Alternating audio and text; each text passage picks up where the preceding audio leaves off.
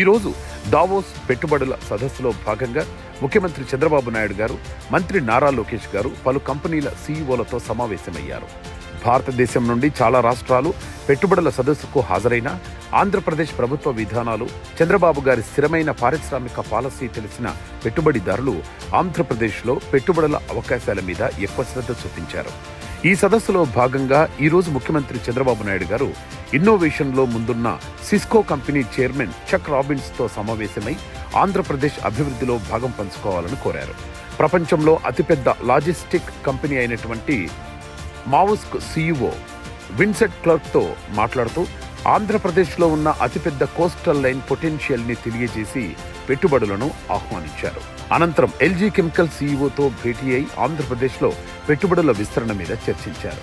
CII నిర్వహించిన సదస్సులో పాల్గొన్న ముఖ్యమంత్రి గారు ఆంధ్రప్రదేశ్ రెన్యూవబుల్ ఎనర్జీకి కట్టుబడి ఉందని తెలియజేశారు. అనంతరం టాటా కంపెనీస్ భాగస్వామ్యంతో సిఐఐ సెంటర్ ద్వారా గ్లోబల్ లీడర్షిప్ ఆన్ కనెక్టివిటీనెస్ GLCని అమరావతిలో ఏర్పాటు చేయనున్నట్లు తెలిపారు.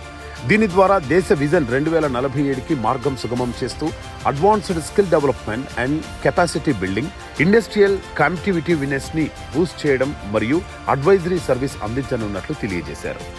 గత నెలలో అతిపెద్ద 1.4 లక్షల పెట్టుబడులతో అనకాపల్లిలో స్టీల్ ప్లాంట్ ఏర్పాటుకు ముందుకొచ్చిన AMNS సంస్థ చైర్మన్ మరియు CEO లైన లక్ష్మీ మిట్టల్, ఆదిత్య మిట్టల్తో సమావేశమయ్యారు. దావోస్ సదస్సులో ఆంధ్రప్రదేశ్ లాంజ్ ప్రారంభించిన మంత్రి నారా లోకేష్ గారు JF ఫోక్స్కాన్ CEO ఈకీ డ్రోఫ్తో సమావేశమై ఆటోమొబైల్ దిగ్గజాలు ఇజుకి, కియా, ఈసీజు, కియాలు ఆంధ్రప్రదేశ్లో అతిపెద్ద ప్రొడక్షన్ యూనిట్లను ఏర్పాటు చేసిన విషయాన్ని ప్రస్తావిస్తూ JF ఫోక్స్కాన్ సంస్థ చాపిస్ మాడ్యూల్స్ ని తయారు చేసి యూనిట్ స్థాపించాలని కోరారు.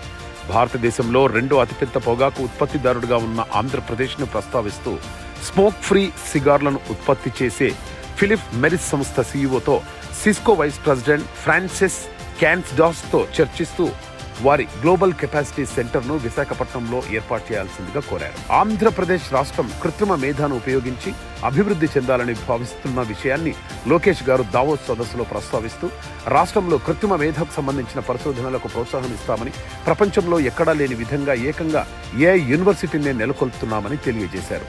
ఫుడ్ ప్రాసెసింగ్ మరియు కమోడిటీలలో పేరెన్నిక గన్న కార్గిల్ సంస్థ సీనియర్ వైస్ ప్రెసిడెంట్ డేవిడ్ వెబ్స్టర్తో నారా లోకేష్ భేటీలో భాగంగా దక్షిణ భారతదేశంలో ఆంధ్రప్రదేశ్ కలిగి ఉన్న 8.5 మిలియన్ హెక్టార్ల వ్యవసాయ భూమిని గుర్తు చేస్తూ ఆహార ఉత్పత్తుల ప్రాసెసింగ్ రంగంలో పెట్టుబడులను ఆహ్వానించారు. వరల్డ్ ఎకనామిక్ ఫోరం ఆధ్వర్యంలో ఎన్విరాన్మెంటల్ కన్జర్వేషన్ మీద రౌండ్ టేబుల్ కాన్ఫరెన్స్ లో పాల్గొన్న మంత్రి నారా లోకేష్ గారు పెరుగుతున్న ఉష్ణోగ్రతల్ని అదుపు చేయడానికి క్లీన్ ఎనర్జీ మాత్రమే పరిష్కారమని తెలిపారు. ఇప్పటికే చంద్రబాబు నాయుడు గారి ఆధ్వర్యంలో ప్రపంచంలో అతిపెద్ద ఇంటిగ్రేటెడ్ రెన్యూవబుల్ ఎనర్జీ స్టోరేజ్ ప్రాజెక్టుని ఏర్పాటు చేసిన విషయాన్ని గుర్తు చేశారు.